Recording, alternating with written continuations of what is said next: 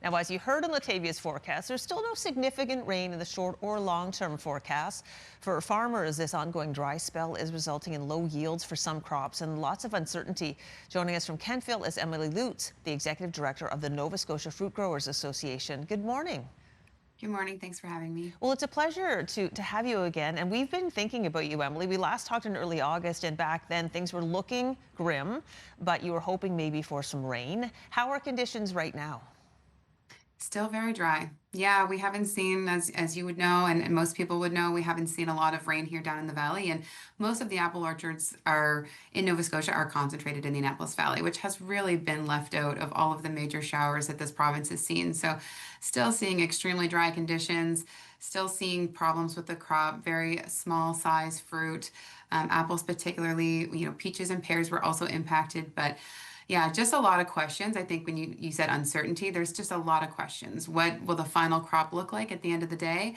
And then what is the long-term impact going to be on some of those trees that you see that are just brown and withered? Well, we're showing images. Many of them are shot on your family farm. The trees, certain leaves were very, very dry and brown. The small shriveled fruit. I understand that was the early harvest crops.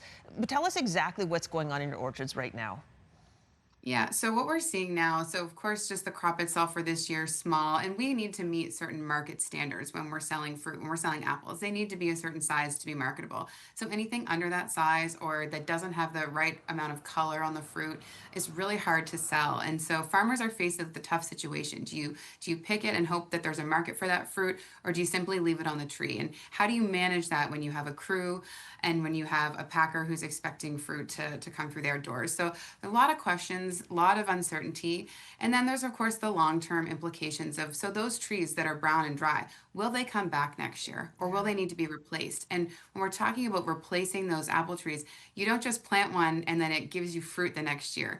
They take 3, 4, 5 years to reach full production. So it really, not only have you lost the tree and all the productive value of that tree for, potentially years and years to come, you're actually waiting 3 or 4 or 5 years before you're going to see any return on that tree that you've replanted. So that's really problematic and really worrisome.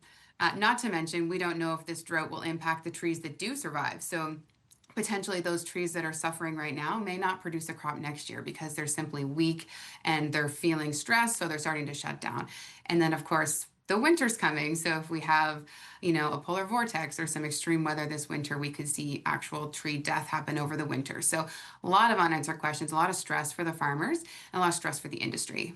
All right, let's say we do get rain. Let's say we get lots and lots of rain and the ground is soaked. Is that helpful for you? No, not really. It would be good for the trees themselves to get some water at this point in the season. They will not come back at this point in the season. They'll stay brown. They won't, regreen or anything like that.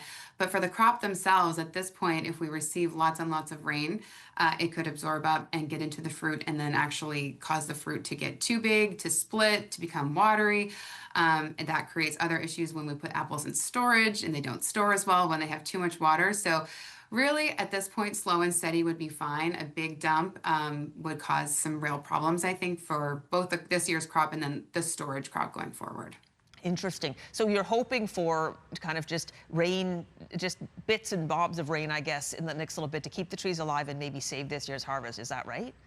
Absolutely. And of course, like everyone needs water, we need to refill those reservoirs that are on farms, irrigation ponds, neighboring rivers, like all the sources of water on a farm would be great to have replenished as we go into the winter and would help the trees at this point, hopefully be able to gain some resilience to head into the winter.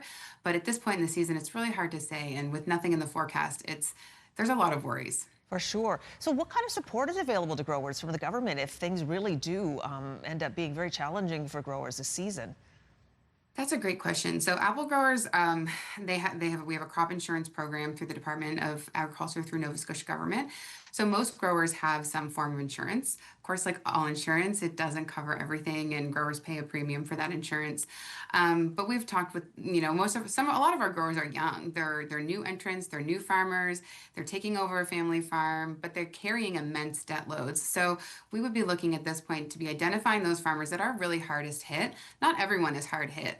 Really specific regions are suffering much worse than others. So identifying those farmers who are facing real financial hardship because of this and looking for government support of some kind, debt relief, interest relief, that type of thing, and potentially some programs that could help growers, replant any lost trees, or make their orchards be more climate resilient in the future. So when we're facing droughts, and this is just 1 year. Drought, of course, is this year, but the last couple of years it was floods. So investing in ways and technologies that we can help make our trees and our orchards, withstand these types of events, because we know they are just getting more frequent.